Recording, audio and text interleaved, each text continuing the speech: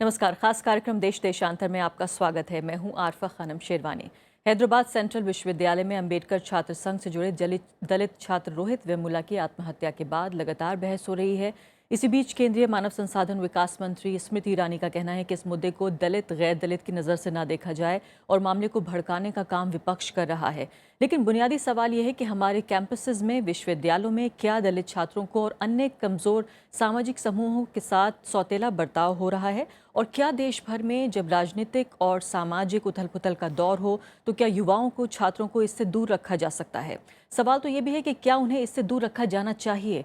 छात्रों और राजनीति का रिश्ता आखिर क्या होना चाहिए? क्या हमारे कैंपसों में सिर्फ अच्छे नंबर लाकर अच्छी नौकरी पाने वाले छात्रों की ही जगह होनी चाहिए, या फिर उनमें स्वतंत्र रूप से अपनी बुनियाद पर सोचने की क्षमता पैदा भी की जाए? यानी कि ऐसे छात्र पैदा किए जाए जिसमें क्रिटिकल थिंकिंग की गुंजाइश हो, जहां वो अपनी बुनियाद पर सोच सकें, अपनी राय बना सकें, और क्या वो उस राय को जाहिर भी कर सकते हैं, क्या उसे आम भी कर सकते हैं? ये हम जानने की कोशिश करेंगे कि आखिर ऐसे माहौल में जबकि राजनीति और समाज में उथल पुथल मचा है, कैसे हम कैंपसों को बिल्कुल उनसे अलग रख सकते हैं। मेरे साथ मेहमान मौजूद हैं कई खास जो कि कैंपस से जुड़े हुए हैं, पढ़ाने का काम करते हैं। प्रोफेसर अपूर्वानंद मेरे साथ मौजूद हैं, डिपार्टमेंट ऑफ हिंदी से हैं, faculty of arts, university of Delhi. JNU में प्रोफेसर रह चुके प्रोफेसर पुष्पेश पंत मेरे साथ मौजूद हैं। तीसरे खास मेहमान हैं श्रीरंग कुलकर्णी, जो कि नेशनल मीडिया इंचार्ज हैं एबीवीपी के, जो आजकल काफ़ी खबरों में है ये संगठन। और साथ ही मेरे साथ नदीम असरार मौजूद हैं, जो पेशे से पत्रकार हैं लेकिन अलीगढ़ मुस्लिम यूनिवर्सिटी के प्रेसिडेंट रह चुके हैं स्टूडेंट यूनियन के। सभी मेहमानों का बहुत बहुत स्वागत है। प्रोफेसर अपूर्वानंद, आपके साथ मैं शुरुआत करना चाहती हूँ। जब स्मृति ईरानी ये कह रही हैं कि इस मुद्दे को क्यों एक कास्ट बैटल बनाया जा रहा है, क्यों एक जातिवाद में उलझाया जा रहा है, तो क्या आपको लगता है कि ये उनका आर्ग्यूमेंट ठीक है?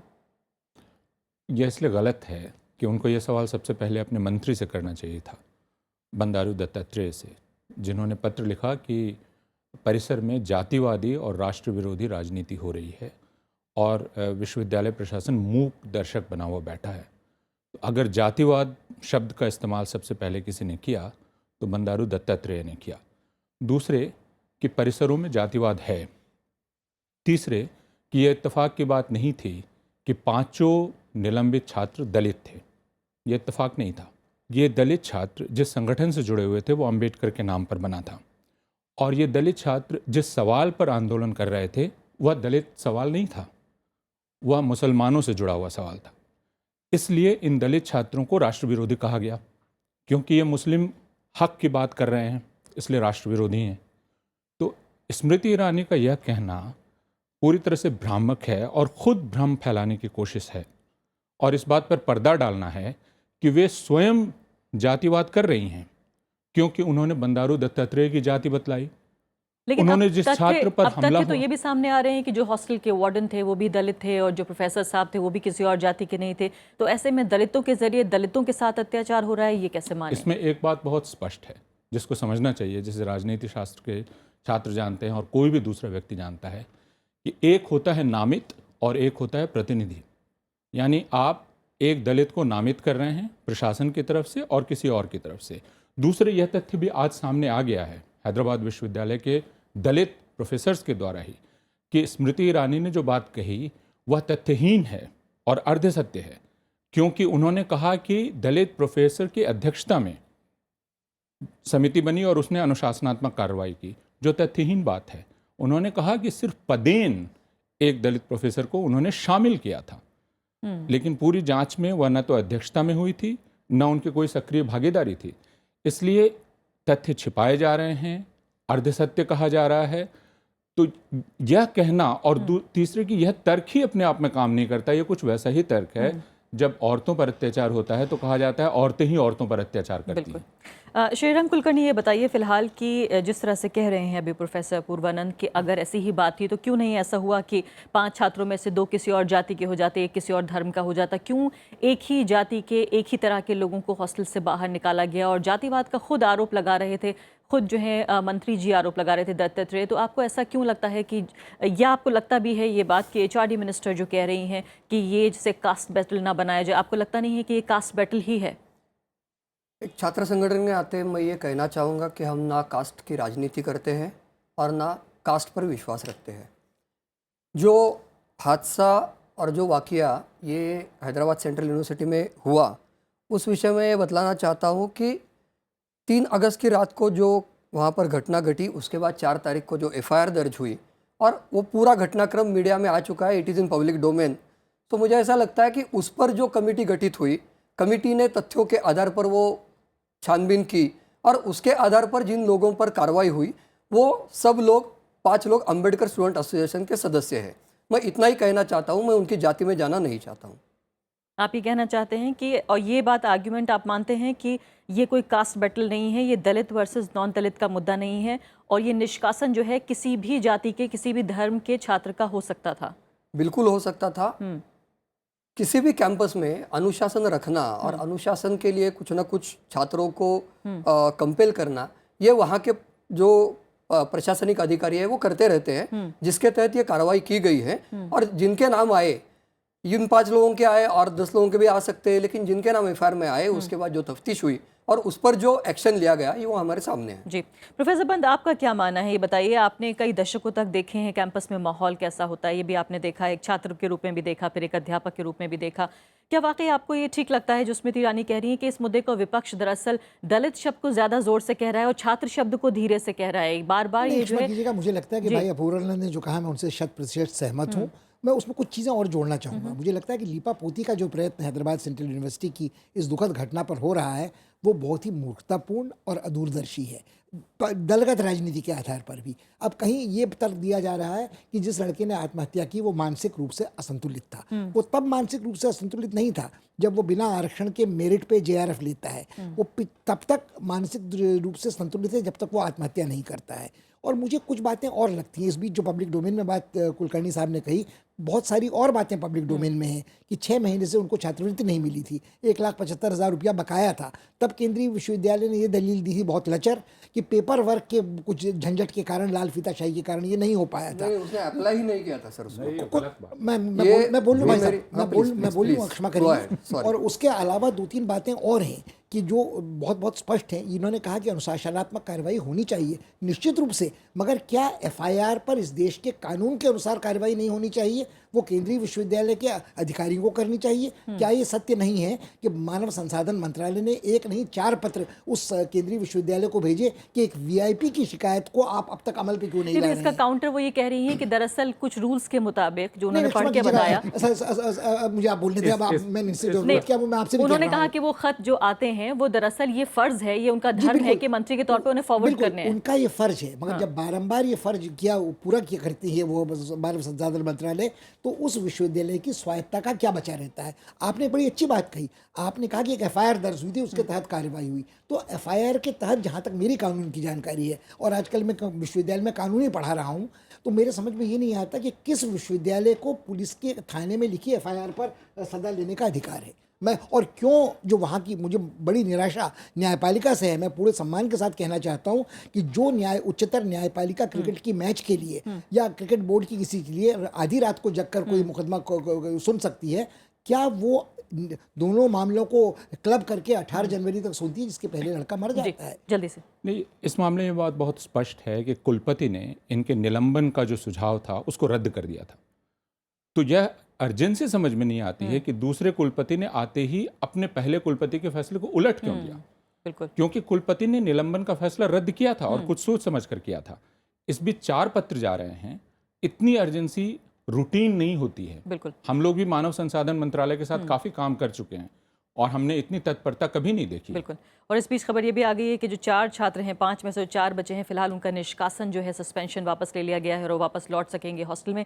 नदीम सर, ये बताइए कि आपने तो छात्रों को लीड किया है और खासकर एक ऐसे कैंपस में जो कहीं ना कहीं कभी ना कभी खबरों में, हेडलाइंस में लगातार आता रहता है और वहाँ धर्म को लेकर, पहचान को लेकर भी काफ़ी अवेयरनेस है। आपने क्या ये पाया कि वहाँ छात्र जो हैं अपनी पहचान के आधार पर ज़्यादा मोबिलाइज होते हैं, या आपको लगता है कि पहचान बहुत महत्वपूर्ण चीज़ है कैंपस पर?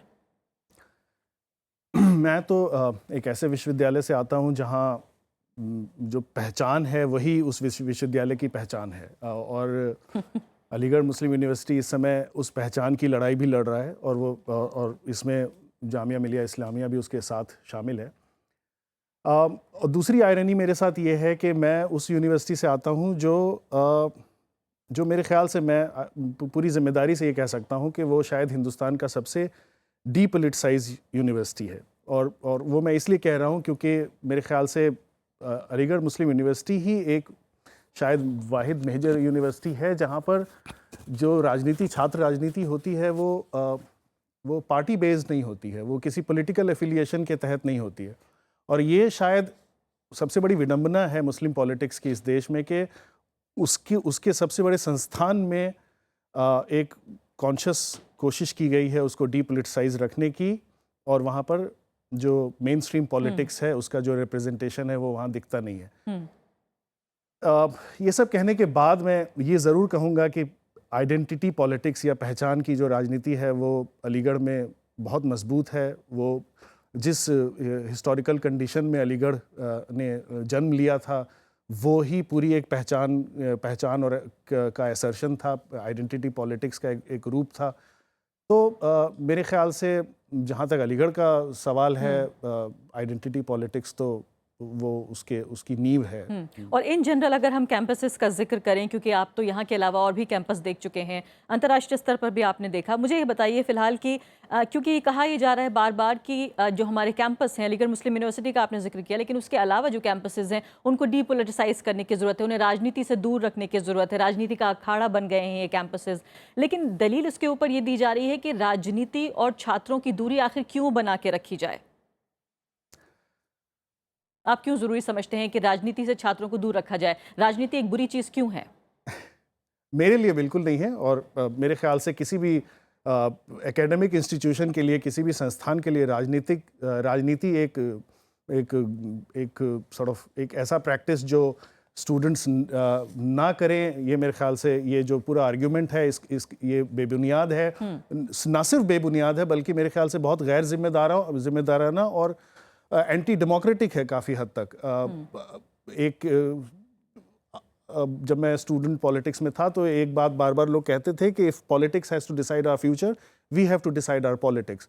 तो ये जिम्मेदारी हर इंसान पे, हर नागरिक पे है। और जनरली यूनिवर्सिटीज़ में जो लोग आते हैं वो जनरली एडल्ट्स होते हैं, एलिजिबल होते हैं एज वोटर्स, और इसलिए काफ़ी पॉलिटिकली कॉन्शियस होते हैं। और अगर नहीं होते हैं तो यूनिवर्सिटी की ये जिम्मेदारी है कि वो उनको एक पॉलिटिकल एजुकेशन कैंपस में दे। तो मेरे ख्याल से ये कहना कि स्टूडेंट्स को सिर्फ पढ़ाई करनी चाहिए और राजनीति से उनका कोई रिश्ता नहीं है, ये मेरे ख्याल से एक बहुत ही डेंजरस आर्ग्यूमेंट है। और मुझे लगता है कि उस आर्ग्यूमेंट को जितना स्ट्रांगली रिजेक्ट किया जाए उतना ज़रूरी है। लेकिन प्रोफेसर अपूर्व आनंद, ये बताइए कि नदीम कह रहे हैं कि भाई पहचान है तो पहचान की राजनीति भी होगी, पहचान की राजनीति होगी तो ग्रुपबंदी होगी, ग्रुपबंदी होगी तो राजनीति का वो चेहरा हमें देखने को मिलेगा जो हमें पार्लियामेंट में या फिर असेंबलीज में देखने को मिलता है। तो पढ़ाई कब होगी?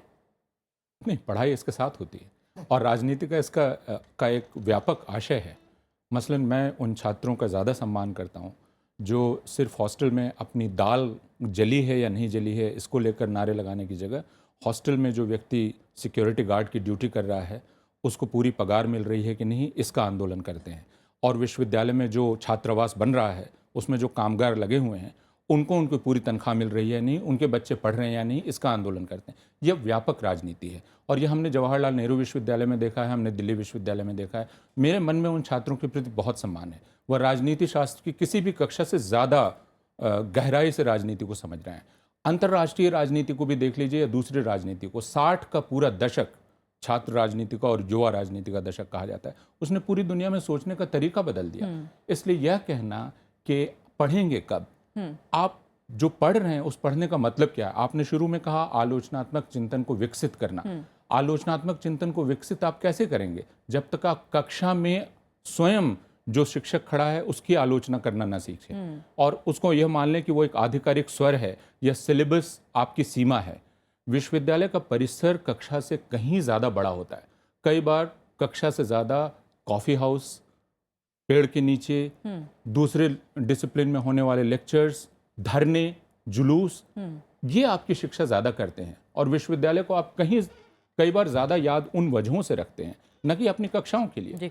मैं अध्यापक होने के बावजूद ये कह रहा हूँ, खतरा उठा के कि कल मेरी कक्षा लोग में आना बंद कर देंगे और दूसरे काम करेंगे। जी पुष्पेश्वर जी, ये बताइए, लेकिन इसमें क्या डर इस बात का नहीं है कि आज चलिए माना बीजेपी की सरकार है तो एबीवीपी को प्रोत्साहन मिल रहा है, कल को कांग्रेस पार्टी की सरकार होगी तो एनएसयूआई के साथ ये होगा कि जो गढ़ बन जाएंगे राजनीति के, या हमने बहुत बार इस तरह भी देखा है। आपको नहीं लगता कि इन खतरों से हमें कुछ समय पहले इसी तरह की एक चर्चा और हो रही थी किसी और चैनल पर, और एक सज्जन ने ये कहा कि जेएनयू तो साम्यवादियों का गढ़ है, नक्सलियों का गढ़ है, देशद्रोहियों का गढ़ है, बड़े समय से सरकार उनको पनपा रही है।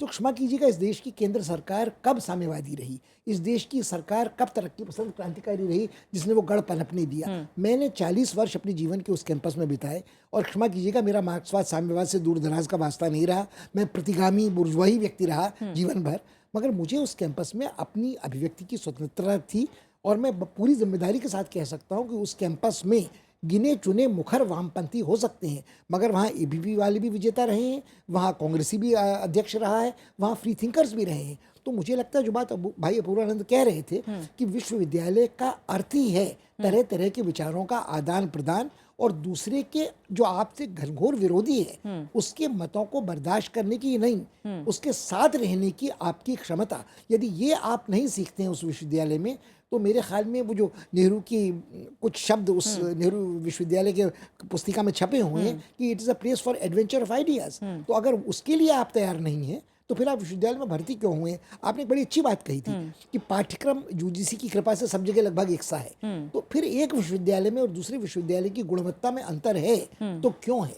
मुझे वो दिन याद आते हैं जब नेहरू विश्वविद्यालय की स्थापना हुई थी, आपातकाल से पहले के, जब युवा प्राध्यापकों को सतर्क रहना पड़ता था कि जो छात्र उनकी आलोचना करते थे वैचारिक, सुदीप तो कविराज हुआ करते थे, जयराज बानाजी थे, बिपिन चंद्रा थे, एन राम जो बाद में हिंदू के संपादक हुए वो थे, और वो बहस अध्यापक और छात्र के बीच में होती थी गुणोवाचा दोषोवाचा गुणो गुरोरपि के साथ साथ। तो मुझे लगता है कि हाल के दिनों में जो विश्वविद्यालय अनुदान आयोग और मानव संसाधन मंत्रालय की, और ये हस्तक्षेप सिर्फ स्मृति ईरानी के संग साथ से शुरू नहीं हुआ है, जब गढ़ बना था जेएनयू तब नूरुल हसन साहब थे, और जब गढ़ बना कहा जाता है, और जब बीच में कपिल सिब्बल साहब थे, कोई और साहब थे, तो मुझे लगता है कोई भी मंत्रालय कांग्रेसी या गैर कांग्रेसी अपने उस अधिकार को छोड़ता नहीं। हमने यूजीसी का एक हवा बना के खड़ा कर रखा है, और आज भी अगर आप देखें तो क्या आपने इस तरह भी पहले इंटरफेरेंस देखा है कि यूनियन मिनिस्ट्री और यूनियन मिनिस्टर जो है बाकायदा एक यूनिवर्सिटी के कामकाज में दखल दे रहे हो, जिस तरह से आपने पहले कहा कि आपको लगता है सारी सरकारें यही करती हैं? बार, मगर हमने उम्मीद ये की थी कि इस सरकार के आने के बाद ये पूरे चुनाव अभियान में मंदिर का मुद्दा नहीं उठा था, विकास का मुद्दा उठा था, सबको साथ लेकर चलने की बात की गई थी। तो मुझे कम से कम व्यक्तिगत रूप से निराशा है कि वो बात साल डेढ़ साल तक वो आशा निर्मूल साबित हुई है। तो इसका अर्थ ही नहीं कि आपातकाल यदि श्रीमती गांधी ने लगाया था तो उसके बाद जो सरकार आएगी वो भी आपातकाल के अनुसार ही तो फिर अगर ये सारी सरकारें यही कर रही थी तो इस पर शिकायत क्यों है? फिर तो आदत बन जानी चाहिए कि इसी तरह से जो है मिनिस्ट्रीज इंटरफेयर करती है। अगर हम ठीक से तुलना करेंगे तो अभी जो दौर हम देख रहे हैं ये अभूतपूर्व है। यह अभूतपूर्व है कि मानव संसाधन विकास मंत्रालय से पत्र पहुंचता है कि आप स्वच्छता दिवस मनाएं, सीधे विश्वविद्यालय के पास। ऐसा आज तक हमने नहीं देखा था। यह पत्र पहुंचता है कि सरदार पटेल की जयंती के दिन आप दौड़ का आयोजन करें, और कुलपति जूता बांध लेता है। ऐसा हमने नहीं देखा था। जामिया मिलिया इस्लामिया यूनिवर्सिटी में मैंने देखा स्वच्छता दिवस के 10 दिन पहले से झाड़ू लगने लगा। यह मैंने नहीं देखा था, यह दौर मैंने नहीं देखा था। एक आपातकाल का दौर था। उस आपातकाल के दौर का अपवाद को आप छोड़ दें, मानव संसाधन विकास मंत्रालय इतना सम्मान विश्वविद्यालयों का करता रहा है कि वह सीधे उनको कभी पत्र नहीं लिखता था। ठीक है। यह प्रथा पिछले 2 वर्ष से 1.5 वर्ष से शुरू हुई है, और यह बहुत चिंताजनक है। जी श्रीरंग कुलकर्णी, ये बताइए कि कहा यह भी जा रहा है क्योंकि अलग अलग यूनिवर्सिटी जो है अलग अलग पहचानों के गढ़ बने हुए हैं। अगर अलीगढ़ मुस्लिम यूनिवर्सिटी का जिक्र किया जाए तो वहाँ माना जाता है कि बेपहचान की राजनीति हो रही है। जेएनयू में देखा जाए तो लेफ्टिस्ट पॉलिटिक्स देखने को मिलती है। क्या एबीवीपी भी चूंकि केंद्र में बीजेपी की सरकार है तो अपने को ज्यादा पहले से ताकतवर पाती है, और इस वजह से हमें नतीजे के तौर पर दलित छात्रों के साथ डिस्क्रिमिनेशन, उनके साथ भेदभाव नजर आ रहा है? मैं थोड़ा पहले जो बोले उन पर भी टिप्पणी करना चाहूँगा, आपके भी सवाल का जवाब दूंगा। आपने जो पूछा वो मुझे लगता नहीं है, क्योंकि विद्यार्थी परिषद ये छात्र संगठन 1948 से इस देश में काम कर रहा है। 1949 में विद्यार्थी परिषद का रजिस्ट्रेशन हुआ, और तब से आज तक बहुत कम समय छोड़ दिया तो हमारी विचारधारा के विरोधी सरकारें हमेशा रही है, प्रांतों में भी रही, राज्यों में भी रही है और केंद्र में भी रही है। उसके बावजूद विद्यार्थी परिषद लगातार सब विषयों में तरक्की कर रहा है, प्रगति कर रहा है, वृद्धि नहीं, तो कर क्या रहा है। ऐसा भी ये हुआ है आंकड़े भी बताते हैं और मंत्रियों ने हमारी ताकत भी नहीं बढ़ तो रही ऐसा है। भी हुआ है पहले कि मंत्रियों ने जो है वो बाकायदा एबीवीपी के किसी सदस्य पे हमला हुआ या नहीं भी हुआ तो अभी बाकायदा केंद्रीय मंत्रालय को चिट्ठी लिखी है, ऐसा हुआ है पहले मैं ये 48 से लेके मतलब अब ये तक? मुद्दा तो मुझे बहुत गैर लागू लग रहा है, क्योंकि कहीं भी कुछ भी होता है तो लोक प्रतिनिधित्व है, दायित्व होता है, और लोक प्रतिनिधि वो करता भी है। वो पार्षद हो, विधायक हो, कोई भी चिट्ठी उसके पास आती है तो वो आगे भेज देता है उसकी चिट्ठी लगाकर। और ये कहता है कि अगर और एबीवीपी के छात्र पे ये हमला मतलब हुआ है मैंने तो ये कल देशद्रोह टीवी पर है। भी देखा कि तो देशद्रोह बन स्मृति जाता ईरानी है। जी ने ये भी कहा कि कांग्रेस के भी एक एमपी ने चिट्ठी लिखी, उसके बाद 6 चिट्ठियां एचआरडी मिनिस्ट्री ने भेजी थी, वो भी आज मौजूद है हमारे यहाँ। मैं उसमें पढ़ना नहीं चाहता क्योंकि वो मेरा डोमेन नहीं है और उस पर मुझे कोई टिप्पणी करने का अधिकार भी नहीं है। मैं ये कहना चाह रहा हूँ कि विद्यार्थी परिषद ये बहुत विपरीत और बहुत विरोध की परिस्थिति में काम करती आई है, और आज हमारी ताकत बंगाल, केरल जहाँ सर्वाधिक विरोध है वहाँ भी बढ़ रही है और वहाँ अच्छा काम कर रहे हैं। रही बात राजनीति की, तो विद्यार्थी परिषद का ये मान्यता है और हमारी सैद्धांतिक भूमिका भी है कि दलगत राजनीति से ऊपर उठकर कैंपसेस में काम होना चाहिए। मैं थोड़ा सा अंतर करता हूँ, दलगत राजनीति ये नहीं होनी चाहिए, लेकिन छात्र राजनीति, राष्ट्रीय राजनीति ये करने के लिए कैंपस में पूरी तरह से खुली छूट होनी चाहिए। लेकिन पिछले 1.5-2 साल में आपको नया साहस, नई ताकत तो मिली होगी। बिल्कुल नहीं, हम उसी ताकत के साथ, उसी साहस के साथ और उसी इच्छा के साथ काम करते आए, आगे भी करते रहेंगे। मैं ये कहना चाहता हूं कि कुल मिला के यहाँ आने के बाद जिस एडोलसेंस एज में छात्र +2 में एडमिशन लेता है, तो उसकी ओवरऑल डेवलपमेंट होने के लिए उसके जो कॉलेजेस है, उसके जो परिसर है, ये बहुत हद तक उसको सहायता करते हैं, और उसमें छात्र राजनीति होना ये अनिवार्य रूप से होना चाहिए। हम कई सालों से ये डिमांड भी कर रहे हैं कि स्टूडेंट इलेक्शंस होने चाहिए स्टूडेंट यूनियन के। 2006 में जब लिंगदो कमेटी ने अपनी रिपोर्ट दी, उसके बाद उस पर सुप्रीम कोर्ट ने टिप्पणी करके 5 साल में चुनाव करने के लिए कहा। आज तक गिने चुने राज्य छोड़े तो किसी भी राज्य ने चुनाव शुरू नहीं किए। काफी महत्वपूर्ण बात है आप जो कह रहे हैं स्टूडेंट यूनियन को, मैं इसको भी उठाना चाहती थी, हालांकि आखिर के ही कुछ मिनट बचे। लेकिन इससे पहले अपूर्वानंद जी, एक जो बार बार आरएसएस से जुड़े हुए लोग खासकर ये कह रहे हैं कि चूंकि खासकर आंध्र प्रदेश में और तेलंगाना क्षेत्र में एबीवीपी अपनी पहुंच और अपनी पकड़ बढ़ाना चाहता है, तो ये दलित राजनीति को उभार में लाकर कहीं ना कहीं उसको पीछे पटकने की एक कोशिश है बाकी दलों की। देखिए, दलित और पिछड़े बड़ी संख्या में विश्वविद्यालय में आ रहे हैं, और ये पहली बार हो रहा है पिछले 20 वर्षों में। बड़ी संख्या में विश्वविद्यालय में प्रवेश कर रहे हैं। जाहिर है पहले उनका स्वर नहीं था, अब उनका स्वर आ रहा है, वे दावा अपना पेश कर रहे हैं, और जब दावा पेश कर रहे हैं तो आप सरकार को, इस सरकार को दोगे मतलब? जस्ट ए सेकंड, इस सरकार में तो ये नहीं हो रहा है। इसमें अभी अर्जुन, आपने कहा, अभी हो रहा आपको है क्रेडिट किसी को देना पड़ेगा तो अर्जुन सिंह को देना पड़ेगा। अर्जुन सिंह को देना पड़ेगा, जिसके चलते वो आरक्षण हुए, उसके पहले वो आरक्षण हुए हैं, और उन आरक्षणों के चलते दलित और पिछड़े पिछले 20 वर्षों में, 25 वर्षों में विश्वविद्यालयों में आए हैं। दावेदारी बढ़ी है, और इस दावेदारी के बढ़ने की वजह से पहले का राजनीतिक व्याकरण चरमरा गया है, जिसमें सबसे ज्यादा चोट राष्ट्रवादी राजनीति को पहुंची है, क्योंकि राष्ट्रवादी राजनीति एक रूप राजनीति प्रस्तुत करना चाहती है। दलित कह रहे हैं कि नहीं, अलग अलग पहचाने हैं, और इसलिए राष्ट्रवादी राजनीति दलित राजनीति को यह संदेश दे रही है कि जब तक तुम सिर्फ राष्ट्रवादी दलित रहोगे तब तक तो ठीक है, लेकिन जैसे ही तुमने दूसरे मुद्दे उठाना शुरू किया, तुम पर हमला होगा। बिल्कुल। और इसका पहला प्रमाण हैदराबाद में मिला है सबसे ज्यादा। चलिए, अभी समय दूसरा मैं सिर्फ ये कहना चाहता हूँ कार्यकर्ता पर हुआ है कि कल जो हमला तो हुआ, हमारे ऊपर हुआ है। कल इस स्टूडियो में कहना जरूरी है कि कल सिद्धार्थ वरदराजन, जो कि भारत के सम्मानित पत्रकार हैं, उन पर भी इसी राष्ट्रवादी छात्र संगठन ने हमला किया। उनको 1 घंटे तक घेर कर रखा, उन्हें राष्ट्र विरोधी कहा, उन्हें सांप्रदायिक कहा, उन्हें विवादास्पद कहा। तो अब यह नौबत आ गई है कि आप बिना इस राष्ट्रवाद की इजाजत के कैंपस में घुस नहीं सकते।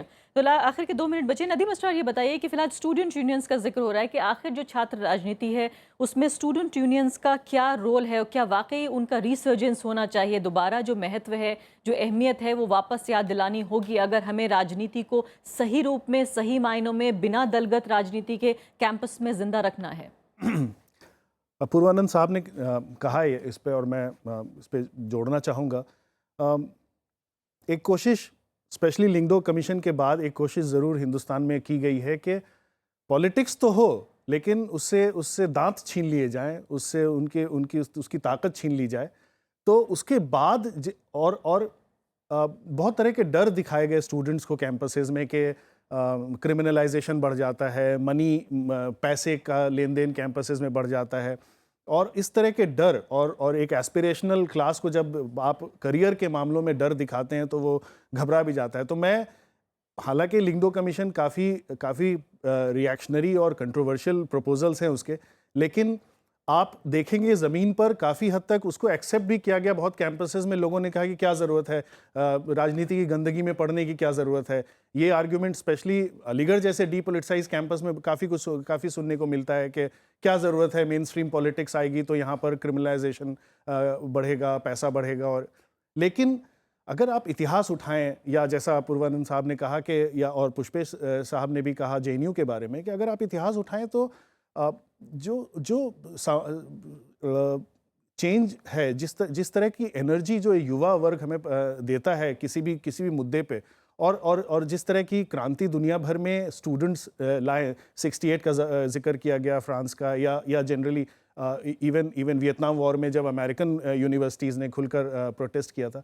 तो इस बात को समझने की ज़रूरत है कि अगर आप इस क्लास को पॉलिटिक्स का सही मतलब नहीं समझाएंगे तो वो फिर आप एक बहुत ही